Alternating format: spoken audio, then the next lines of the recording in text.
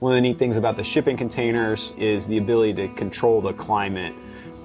We modified the container so that we have a climate control system in there, and essentially it cools the container down. But because of the nature of the container itself, it's an insulated container, the temperature doesn't change very much. They're actually very easy to control the temperature in there.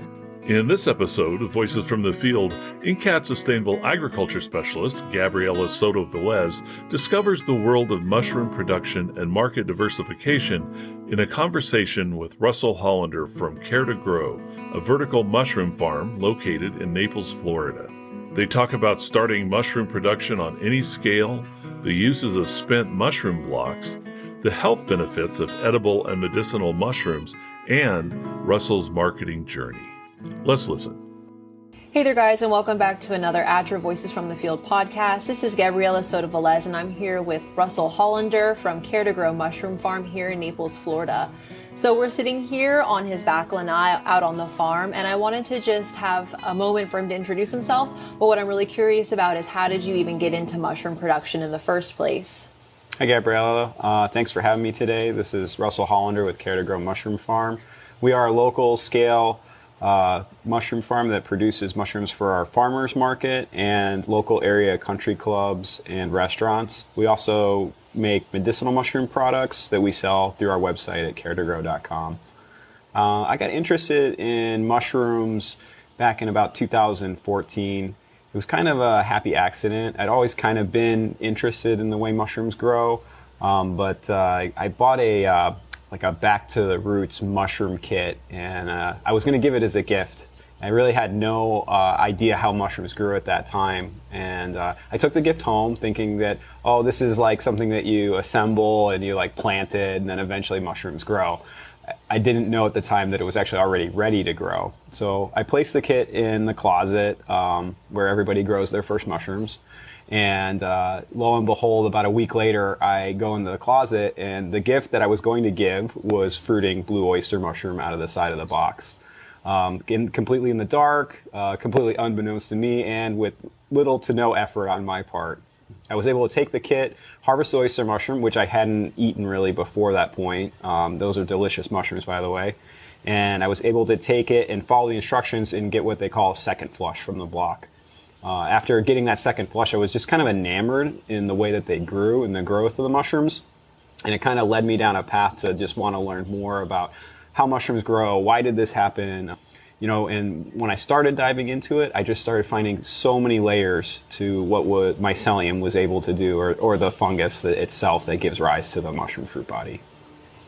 So then what made you start from the closet, and now you have 3 storage containers on your farm that are, environment controlled? So what was the process from going from that scale? And then I imagine there was an intermediate scale where you were growing a smaller scale, but maybe for other people or still for, profit. And now you're here. So can you walk us through that evolution? Yeah, so I mean, at first it was just kind of like a hobby, and I actually purchased one of Paul Stamets's amazing books. It was The Mushroom Cultivator, which him and Jeff Chilton actually wrote in 1983. And it was just an interesting book that was showing me the different techniques of mushroom growing and basically the basic biology. It talked a lot about mushroom farming. And I got more, I think so, initially into the biology and how mushrooms grow, where they come from, what they do. And I started educating myself on that and the medicinal properties of them. And at the time, I was kind of changing what I was eating. So mushrooms started to become part of my diet. And I really wanted to try these different mushrooms, these culinary mushrooms that weren't available locally to me. So I bought some cultures, and I was able to start learning and teaching myself sterile culture and working on petri dishes, and growing lion's mane and reishi were actually 2 of the first mushrooms I grew. Lion's mane is an incredibly delicious fungus that's also medicinal, and reishi is mainly a medicinal mushroom that we use for immune system health. And it kind of eventually was just kind of like a hobby. And then it started to kind of grow more into where I had so many mushrooms growing that it was like, I probably need to do something else with this. And in 2017, I was really thinking about what else, how can I grow from where I'm at? How can I do this? And my initial thought was maybe I'll just go work for somebody at a mushroom farm. And so I reached out to my local area agricultural extension. The University of Florida has agricultural extensions in every county in Florida. They call it IFAS. IFAS is an amazing resource for small farmers and anybody looking to get into agriculture or learn about it. And I went to these small farm meetings, and lo and behold, to me, there was really nobody doing it. There was nowhere I could go work and learn about larger scale mushroom production. And I really wanted to bring what I was doing to the people that were here in our community. So I said, well, I'm going to learn about farming and farming as a business. And that's what IFAS helped me do. And all the different like licensings and what I would need as far as food safety and that kind of stuff. And so it took me a little bit of time. I kind of slow rolled it for a few years, and basically by 2019 I was pretty serious. I own a custom carpentry business, so I was working full time, 40 hours a week doing custom carpentry and trying to in the evenings in 2019 after work build this farm. And I initially started with a warehouse space that I was renting, and I was modifying that space so that we could grow mushrooms inside in an indoor warehouse space. And unfortunately, that part of the farm, the initial startup of the farm, after quite a bit of money put into it and about 6 months of time, I was unable to continue because of the lease. I wasn't able to obtain like a 3-year lease from the owner. So we actually moved out of that space, and I almost quit. I was like, oh, maybe this is a sign. Maybe I shouldn't keep trying to push on this endeavor. And I sat on it for about a month, and I realized this is what I really want to do. I really want to grow mushrooms. And so I was able to get some space. That was agricultural land. It's a residential property that we're on now. It's 2.5 acres. And I was able to actually put up like a small tented greenhouse. It was basically it was a carport that I covered in blackout fabric. And then I was able to control the humidity and temperature in there relatively good. We were still at bay with the climate, but for the most part, we were able to bump the humidity up and create a good enough environment to grow mushrooms for our first year, which we started basically in December 2019, and our first crop was January 2020. Nice. Thank you for sharing that background. I'm wondering, though, I shot a video with you 2 days ago about production here on the farm, and you were saying that when you first started, it was really small scale, and you were boiling straw to make your bags for inoculating. I was wondering if you could give us some different options or ideas on different scales of how different mediums that they can use and how they could start producing mushrooms at different scales. So initially, when I started growing mushrooms, I was definitely not doing it at the scale that you see now here. So there were many different ways that you can produce mushroom blocks or produce the substrate necessary to grow mushrooms. And there are many different substrates that you can use. And that's what's actually really neat about mushrooms, is that you could find an agricultural resource that's available to you in your area and start a mushroom production on it. So you have a very low cost input, and you're producing a high value crop. When we first started, we were actually doing something called lime pasteurization or cold pasteurization. And that cold pasteurization creates an environment that's inconducive to the growth of bacteria. So essentially we're pHing, we're raising the alkalinity of our substrate. We were doing that on straw. So what we would do is we would take wheat straw or rice straw that I could buy locally at a feed store, and then we would use that chopped straw and we would soak it in a hydrated lime bath that we would mix. So it depended upon the amount of water, but essentially we had I had a big container. It was like 110 gallons, and we were able to get about 2 bales of straw in there. And we would chop the straw and we would put the straw in there and with the water and the lime, and we let it sit overnight. And then the next day we would actually drain it and then inoculate it with mushroom spawn. We were producing some of our mushroom spawn when we first started, but when you're first starting out, I think a key to growing mushrooms or a production of mushrooms like that, even if you're doing it on a small scale, is to buy some of these products or even buy a mushroom blocks. Like there's a lot of people that produce these blocks where you don't have to produce the substrate, you don't have to produce the spawn. You can just buy these blocks, you can fruit them, and you can take them to market. You can even do that on a pretty good scale for a period of time until you generate enough revenue to invest in, other equipment or space, or you have the space to create these other products. But I even did stuff when I first started, like when I was doing it at home. I would microwave substrates. I would take cardboard and spent coffee grounds, and I would save my coffee from making coffee, and I'd put it in my freezer, and then I'd have like a bunch of it, and I'd have the cardboard, and I would mix it together, and I would literally microwave it to sterilize it, let it cool down, and then inoculate it with spawn that I'd either bought or made. Sounds pretty handy. It's different. It's definitely different. The yields on those types of things are, they're not great.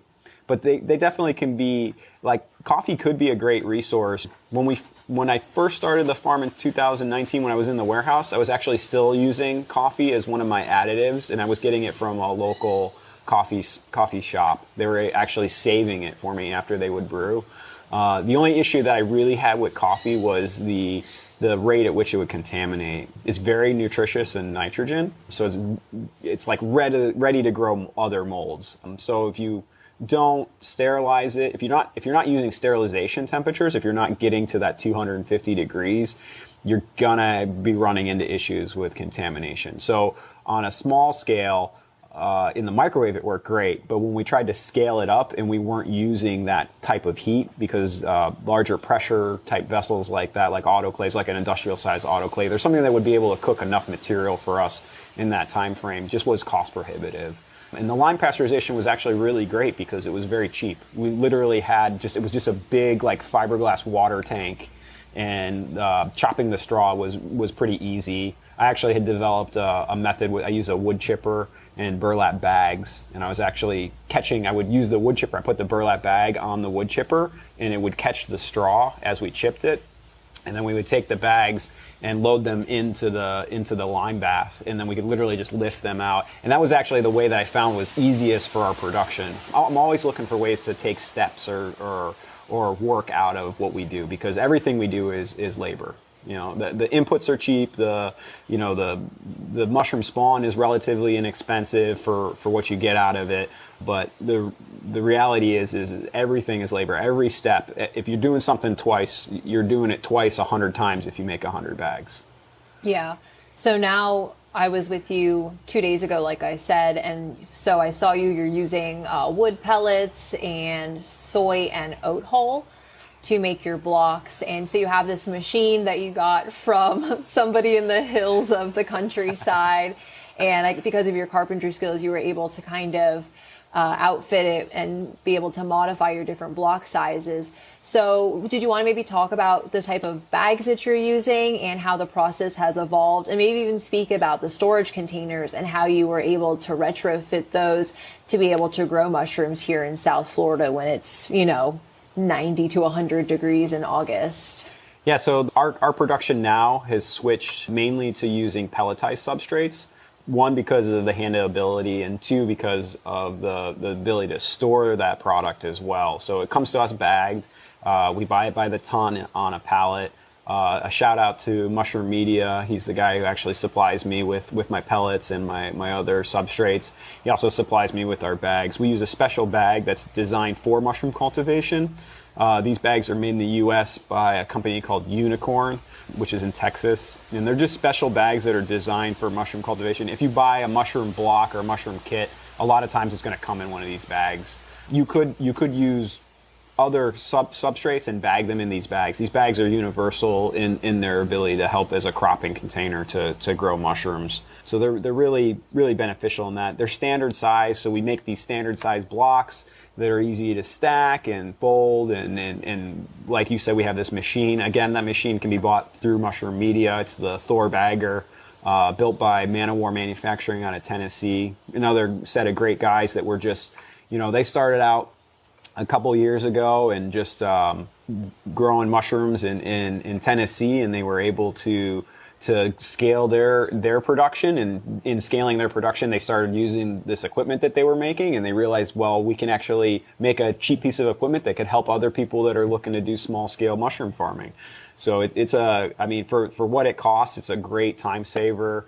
I used to literally make these bags by hand by scooping wood pellets and mixing them and weighing the water. We actually did it originally when we first started with wood pellets. We actually didn't have our steam pasteurizers that do the heat process. We were using boiling water and wood pellets only. So we wouldn't supplement, but we would use boiling hot water. We used the bags. We put the pellets in the bags. We put boiling water in there, and then we would seal the bag up. And then when the next day, when the bag was cool, then we would actually be able to inoculate it. And that was pretty successful. We were able to grow lion's mane pretty good that way, and a few species of oyster with no supplementation, though. We weren't able to boost our yields through supplementing because of the fear of contamination. And as we grew, we got the bagging machine, and we built a pasteurizer. So now we have a drum that we can stack our bags in, and we heat the bags up to about 200 degrees. That's really the core temperature. We really want to get the bags up over that temperature. It's going to kill off any competitor bacteria, fungus, or molds that may have come with our sawdust or may be present when bagging. And then that allows us to move those bags into our laboratory, where after they've cooled down, we can spawn or inoculate each of those bags, and then we heat seal them, and then they go into our incubation. Our incubation is one of those shipping containers. So one of the neat things about the shipping containers is the ability to control the climate. We modified the container so that we have a climate control system in there, and essentially it cools the container down. But because of the nature of the container itself, it's an insulated container, the temperature doesn't change very much. They're actually very easy to control the temperature in there. If you were to look at it, the container is a 40 by 8-foot space roughly, which is around 320 square feet. So an air conditioner of about 10,000 to 15,000 BTUs, which is like one of those little window shaker air conditioners, actually can drop the temperature to almost 60 degrees in the container. Even in the middle of the summer here, we're actually able to keep our temperatures under 70 degrees with that small of a air conditioning footprint. So being able to control the temperature in the container really allows us to produce mushrooms year-round. Although in the summer we do kind of switch up our crop, because 70 being our high temperature, we switch our crop to mushrooms that are more conducive to that higher 70-degree weather. In the winter, we're actually able to produce other mushrooms that are more conducive in a cooler temperature. In the winter, sometimes the temperature in the container can reach 58 degrees or 55, depending upon the outside temperature. We are still a little bit at bay with the outside temperature because of the amount of fresh air we exchange. So we really need, because the container is so sealed so well, we do need to exchange quite a bit of air from outside. So now that we know that you can grow a variety of different mushrooms, it's 19 varieties that you're growing, right? Nine varieties. Nine varieties. I wish I had 19. There's probably 10 more I'd like to grow, but right now I can manage 9. That'll be for the future discussion at the end of the podcast. Yeah, but 9 is a lot. 9 is a lot. Okay. And they're all very beautiful. But knowing that, what do you think would be, or who do you think would be a good candidate for growing this? You know, if we're talking about risk diversification from different agricultural endeavors or different careers, like you yourself had a second job or a primary job when you started this. So maybe you can touch on the different ways that this could help other producers. So I think it could be an adjunct to other farms, especially if you have like livestock, or if you have access to straw or other materials that would give you a base substrate. You know, horse farms could do something like this pretty easily. They could use their bedding. They could use the manure from the animals as an input as well to building substrates. Small scale people that want to do like a market garden, it could be a great adjunct, because you could, if you already have like a raised bed, you could buy blocks and put them, or you could find a mushroom farmer that's close to you even. Like I have people that will buy blocks from us, our spent mushroom blocks, and they just put them in their garden basically underneath their already growing crops, and they get a second crop of mushrooms that's in addition to the crops that they're already growing. In addition to that, they're building their soil. So over time, the mushroom blocks are going to continue to decompose, and they're going to become part of organic compost. They're also going to help retain moisture, so they're going to help your plants as well. And you're getting this second crop. Like, we sell our spent mushroom substrate blocks for $2, and I have gardeners come all the time. If you were doing a market garden and there was somebody local that could do that, that would be a great adjunct to your market garden. If you wanted to, you could even just bring fresh stuff in and do it the same way. You could do it in a shade house. It depends upon your outdoor temperatures, but like for us our winter climate is really pretty good. We do need to add humidity here, although this winter we've had a great stint of rain, so the humidity hasn't been such an issue. But like anywhere else, especially if you have a garden, you're already watering it. You're already creating that climate that's there for helping to produce the mushroom fruit body. Let's see. So in two, like I said, I touched on like animal agriculture. There are mushrooms that would be more conducive in that growth. So like if you had, say, a barn that was heated, and in the winter you're not really using that, but you have the inputs, you have the animal manure, or you have the access to wood pellets. Mushrooms will grow down in the 50-degree mark. So if you have a 50-degree space in the winter, you could use that as an alternative crop that you could grow outside of your full season. And mushrooms are good if you can get somebody to sell them to. They're not super long shelf life, but there are ways that you could produce, or mushroom varieties that you could produce that would give you that access to the market. That's a pretty good segue. First, I wanted to know, what are the specific varieties that you grow that could grow well in a manure or, something like that from a horse barn or cow production? So currently we are not growing a compost mushroom, but what we're looking at using our spent mushroom blocks to create a compost substrate that would allow us to grow a mushroom. It's called, the common name is almond portobello. In the industry, the scientific name is Agaricus blasi. For us, it would grow really well because of the temperature that we grow, but you could grow traditional portobello too. Those are compost mushrooms, so it could be, they would be using the composted manures and compost that you would build as the substrate. And it's actually great because you wouldn't necessarily need to go through so many steps to treat that manure. You could just spawn it really heavily with the correct spawn, and you could build a small production of that where you have these extra mushrooms that are in addition to maybe some of the other things that you're producing. Like if you have eggs, or if you have milk or something like that on your farm, and you can create that compost mushroom stream. We're trying to do it here with our spent blocks. We're probably gonna get a handle on it here before the end of the year. So. Well, you'll have to have me back out when you start that so I can learn more about that. But you were speaking before about, mushroom production is a great adjunct as long as you have somebody to sell it to. So would you walk us through being, basically a first-time agriculturalist? How did you get your foot in the door to be able to have this farm at this scale and be connected to the markets? So I think at first it was definitely a bit of a challenge. So one of the things that I did when I first was getting ambitious about growing mushrooms was starting to talk to a lot of local area restaurants. I had friends that are chefs. I also had a friend who was an organic farmer, who I'm still friends with, and he actually is a huge supporter of our farm. He said that if I grew mushrooms that he would sell them. He was like, if I had mushroom production, he could take them to his farmers markets and would be able to distribute them. The restaurants I talked to, I looked for restaurants that could kind of afford a higher quality mushroom. You're not going to necessarily go to the hole in the wall breakfast place and they're going to be the ones that buy the most mushrooms from you. But realistically, there's a lot of people that have a taste for these mushrooms, and they're different than the mushrooms that are in the market. So that's kind of the thing that sets me apart, is that like some of the mushrooms I grow, you can't buy from anybody else. You're not going to buy them from a large food distributor. You're only going to get them from a boutique store like us, or a boutique farm like our farm.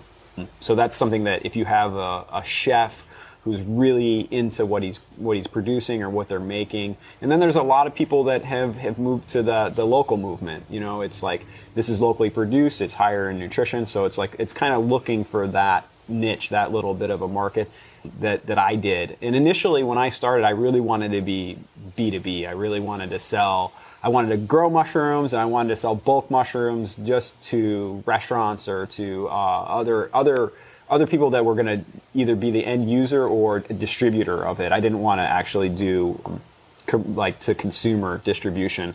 Unfortunately, at the time that I started the farm, the world was a little bit different, and things changed quickly in March of 2020. And I found myself having to do direct marketing and direct sales to consumers. So I found a farmer's market, and the farmer's market turned out to be one of the best sales I had all week. But through the farmer's market, I was actually able to then develop relationships with more chefs and more people. And it was that connecting with the community through the market that actually allowed me to expand my reach into the restaurant markets and into more of this distribution. You know, it really depends on the scale that you're at. I would say if I was to start again, I would start at a farmer's market. I would say if I'm going to start on a small scale like I was growing, you know, maybe 50 pounds of mushrooms a week, I would start at a farmer's market. Nice. Don't have time to stay up to date on the freshest sustainable agriculture news, events, and funding opportunities? You can trust NCAT to keep you connected with our weekly harvest e-newsletter. Subscribe today at ncat.org and get your weekly harvest delivered each Wednesday. We are really lucky to be in, you know, South Florida, and there's Fifth Avenue in North Naples, and it's a really affluent community. So, you know, that's also something to keep in mind about the context of where we are, you know, geographically. So it's a great place to connect because there's so many high-end restaurants here. You were speaking before about connecting with the community through the farmers markets. And so I wanted to take that and have another little segue, because I know that you've done a lot of community engagement through ECHO and some other partners. And I would love to hear how you have connected with the community through your work, and what have the results been from that? Yeah, so unbeknownst to me, I was going to become the local mushroom expert. People were going to start asking me and want to find me. They searched me out. When they looked for mushrooms, they found me, and then they would ask me, you know, how does this work? We want to do this. Who else can do this? And why do you do this? You know, and it was really interesting. When I connected with IFAS, the University of Florida, who was initially very helpful for me in learning about the business processes, they were actually really interested in helping create more community outreach and teaching and diversifying their practices. So when I actually started doing it and I became a person that was producing these mushrooms, they actually came back out to me to come see my farm and say, well, how can we teach other people how to do this? Full circle. Yeah, so it was wild, because there was one of the agents, David Outerbridge. He does the Lee County. He's the Lee County Extension. He runs the Lee County Extension, and he was very interested in mushrooms. And so I think that was a big driver, was that he wanted to do that. And he actually created a whole small-scale mushroom production class that they've actually started teaching. IFAS is teaching, and they're doing it all over the state. They offer the program. They developed the program, but any agent, any county can work off of what he works off of. And we actually got together and worked. You know, he came to the farm. I talked to him at extensive length. I showed him all the different things that we do. And then he got me involved with ECHO, which is like a sustainable agricultural group and they go all over the world trying to teach people sustainable agriculture. So I got tied in with them, and we would go up there and do a talk. They do a global fair in March every year, which now I go to. I go to the fair and I actually set up my little booth, and I sell fresh mushroom, and I sell mushroom kits, and then we also do this lesson where we show people how to sustainably produce mushrooms, like on logs. A lot of times we'll just do the log culture because it's really low tech, no heat, no pasteurization. Literally, you can buy your spawn. We haven't taught a spawn generation class, but there's a very simple way that people could generate spawn even from a mushroom, even if they have it. and keep propagating and keep moving that production forward in a very sustainable, low input way. So it can feed a lot of people. Mushrooms are great as food. They're incredibly powerful in their medicinal value, but they're full of protein. They have no fat in them. They're high in fiber and all kinds of other minerals that are beneficial for our human health. Nice. That sounds awesome. And I got to try some of your mushrooms already, and they are so delicious. And you even gave me a tincture of reishi, which is purportedly helps with anxiety and things like that. But I would love it if you could maybe delve a little bit deeper into the medicinal aspect, because I know that that's a direction that you want to start leaning more heavily into in the future. So, what has the research shown in regards to certain types of mushrooms?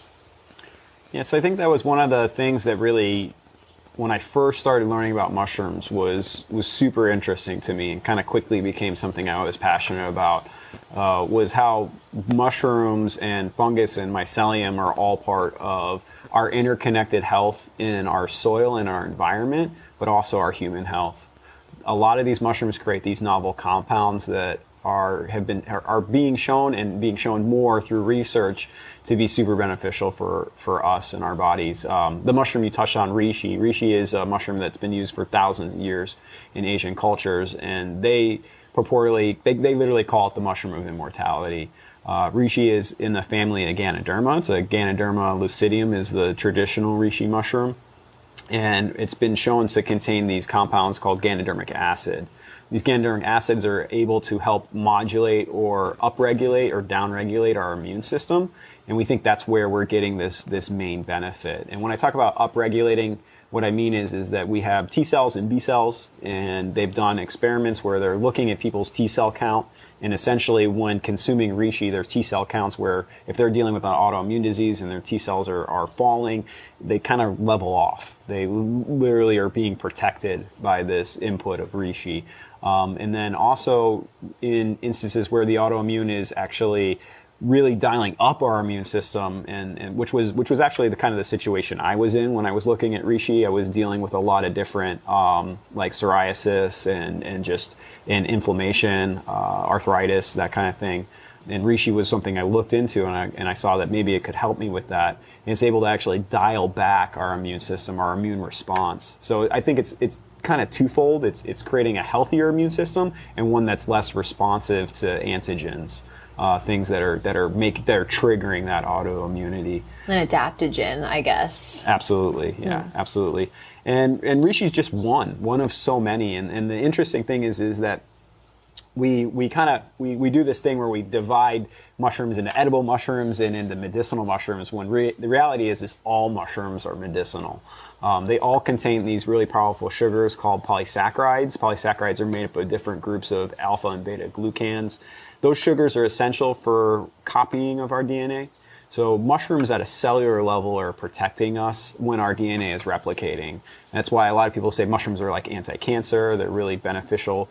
Some are being found to be more beneficial, like even in the treatment of cancer. Turkey tail, or Coriolus versicolor, which is the scientific name, has a lot of science behind it now, that it has shown to be as an adjunct to traditional chemotherapy, improving the outcomes of those chemotherapies. And that's turkey tail mushroom. And it's a really neat mushroom. Again, it's not a gourmet mushroom. It is considered one of those medicinal mushrooms. It's also one of the most abundant mushrooms in North America. And you've probably seen it. People walk by it all the time. The neat thing about turkey tail that I've learned is that its ability to switch up the substrates that it can grow on. I've seen it growing on so many different tree species. It's just incredibly capable of switching up its enzyme package to digest different lignin and cellulose products or food sources for the fungus. And then even like a culinary mushroom, an amazing culinary mushroom like oyster. And a lot of people have eaten oyster, and it's used, in so many dishes. To me, it's one of the most versatile mushrooms. You can use it to do so many different things culinarily, but at the same time, oyster contains really powerful compounds that can help control our blood sugar and our blood cholesterol. So just adding them to our diet can make us healthier in a very tasty way. So what are some forms that people can ingest these mushrooms? I know that you make some products that you sell at the farmer's market and online. Would you maybe run through the different ways that you could consume them, and maybe if there's different benefits to different types? Yeah, so I think one of the most common ones that people are really is on people's radars right now is lion's mane mushroom. Lion's mane mushroom is an edible tooth fungus that is striking in its appearance. It's kind of almost fuzzy, but it's a really thick, meaty mushroom that can be used like chicken or crab or meat. A lot of people say it has like a crab or lobster type taste. I think it's more texture. To me, it doesn't taste so much like lobster, but it doesn't taste like a lot either. It tastes kind of like what you give it. But lion's mane has a lot of purported benefits. I always tell people fresh mushrooms are the best way to get mushrooms, and you should be eating them, get them in your diet. But if you're not getting them in your diet every day, or you're not getting these compounds on a regular basis that lion's mane's making, you're not getting that benefit. Your body's using these compounds, so it's running out of them. So you need to continually take it. So one of the ways that we make lion's mane available for daily use is we make it into an extract. Our extracts are glycerin and hot water extraction. Through my research doing extraction, I find that's a really great way to extract and preserve those compounds. There are other extractions out there. There are other products out there in the market, but that's just what we do here at the farm. And it's the water is going to do the heavy lifting in the case of the compounds that we're getting from lion's mane. So essentially, we're brewing a very concentrated tea when we make an extraction, and then we're stabilizing it with vegetable glycerin that allows us to have a shelf-stable product, a product that can last on your counter for a number of days, where fresh mushroom is only going to last maybe 5 to 10 days in your refrigerator. So that, unless you're buying mushrooms every week and consuming them, the tinctures or glycerites that we produce are very beneficial, that you can have something that lasts 30 days and, or realistically, it's shelf stable for a year. So realistically, you can consume that every day and get those purported benefits. And your body's, like I said, your body is using those compounds. So getting it in you every day is beneficial. Extract is one way to do it. Powdered is another great way to store mushroom. So really what we're doing is we're extending our shelf life when we powder mushrooms. Scientific research has shown that the mycelium and the fruit body both have benefits. So there are different ways to get those powders. There's quite a few of them in the market. The one we make is 100% fruit body. So we're actually growing the mushroom and then we're drying and powdering the mushroom. I'll use that powdered mushroom to make different blends. I make a brew, adaptogenic mushroom coffee, which is herbs and mushrooms, and we use our dried lion's mane mushroom in that brew. We also blend it like with coffee, because when you brew coffee, you're making an extraction of coffee, but you'll also make an extraction of the mushroom. And we're using 100% mushroom. We're not using extracted products in that case. But you can get it that way. But you could also just consume it because it's actually gone through a heat process that kind of breaks down the cell wall. That'll give you more of the bioavailability of those compounds. Heat's kind of important. You don't want to overheat it, but you want to apply a little bit of heat to the mushroom to break down the cell wall. You can do it a number of ways. Heat is probably the easiest way to break that cell wall down. So in the market, you'll see products that are like that. That's why we use heat to extract in the water, and it's also why we do heat dehydration in the mushroom. But we try to keep our temperatures low enough that we're meeting food safety, but we're not going above that, trying to preserve the medicinal compounds that are available from those mushrooms. So when you have a dry mushroom product, you have about 3 years. There's about 3 years shelf life on a dry mushroom product. That's really exciting, because I feel like we're kind of on this wave now where people are really understanding more the value of mushrooms, from the role that they can play in the environment to now diversification on your farms and medicinally. Something cool that you do as well with those spent mushroom blocks is you have a vermicomposting site here, and you feed the blocks to the red wigglers here. And so that's pretty cool, because now that's another product that you can have on your farm to do, vegetable growing. So this could really be almost like a closed loop system if you did have some form of livestock and then some straw, and now you have red wigglers. You could grow worms, but you could even have you could feed beetles. You could have a bug farm too. I mean, you could make protein from the blocks. The neat thing about the mushroom blocks is that, like for us, we crop them twice, and then pretty much space is at a high premium for us. So we essentially move those out of our production because they're just not going to produce enough mushroom to be viable for the time that they sit in our production because of our space. But really, they become compost, and that's what fungus is doing. These white rot funguses, they're primary saprobes. They're doing first decomposition of lignin and cellulose. And essentially what that means is that they're breaking down plant cell walls and making them bioavailable in the form of their own flesh, in the form of their own mycelium to other organisms to eat and degrade. If it wasn't for white rot funguses like this, lignum and cellulose plants, trees, those things really wouldn't degrade. They wouldn't break down. So they're doing that first step of rebuilding the soil. So on the farm here, we have a big compost pile where we compost the blocks, and then we offer that compost to local growers. But then we also use some of our blocks to feed red wigglers, and red wigglers are amazing in their ability to produce castings, and the castings are full of this microbiology. The microbiology that comes from their gut is super potent in fixing nitrogen. Nitrogen is basically your main input for green plants. You're going to need nitrogen if you're growing green plants, and if you have healthy soil with the biology living in there, that soil is going to provide that nitrogen right from our atmosphere.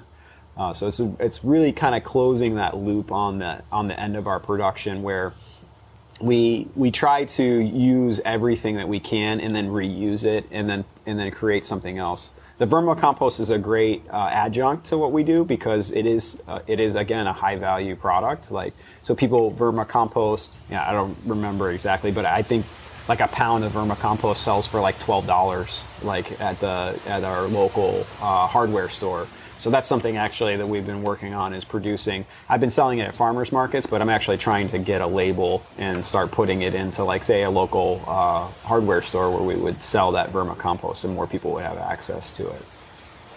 So growing mushrooms, especially because it can be done on such a small scale that's customizable for everybody, it just seems like a smart thing to do if you have the time and you have the initial financial capacity to do that, because there's just so many other benefits that you would get from it. And I want to touch on that, the financial aspect of it. On a small scale, it's very affordable. When I started with wood pellets, I would go to the hardware store and I would buy barbecue pellets, and I would use hot water, and I would buy a bag of mushroom spawn, and I would get it shipped to me, and then I would actually just use whatever bags I had, Ziploc bags, and I would literally put this stuff in there, and I was growing blocks of mushrooms, and I was just doing it on my back porch, and unfortunately at times in my living room.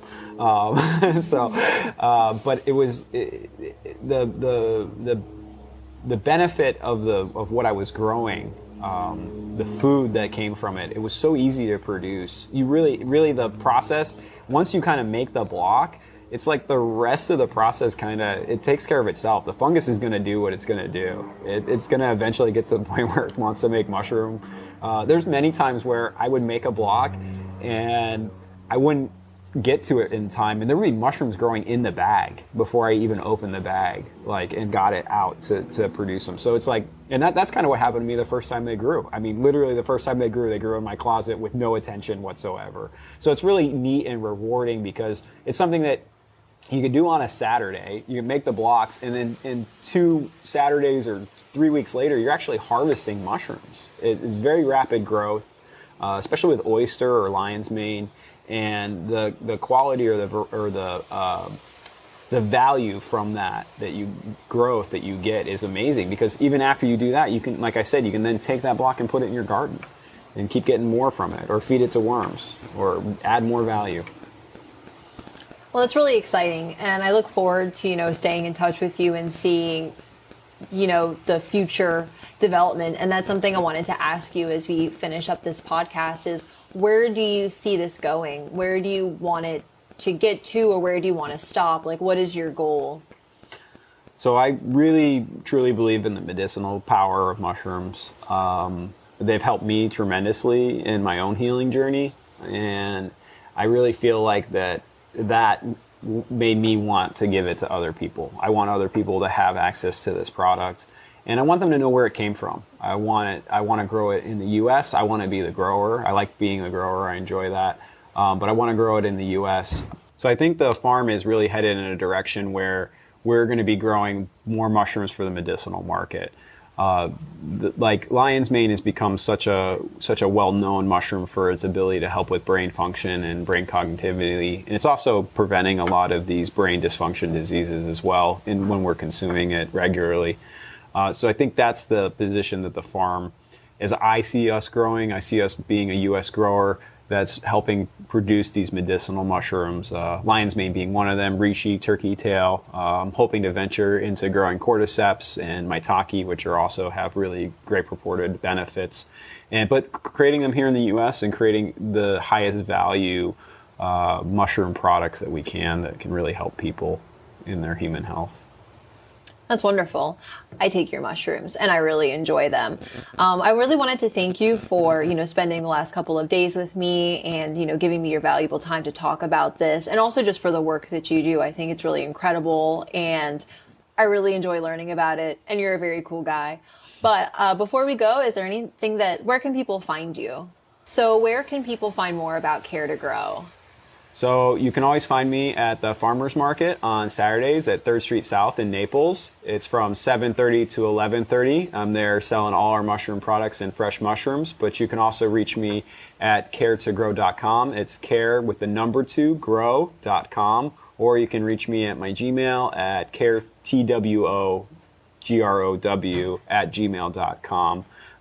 Always excited to reach out to new people and get people interested in the farm. If you're in town, if you're in Naples and you connect with me, you're more than welcome to come do a tour of our farm and see how we produce all these amazing edible and medicinal mushrooms.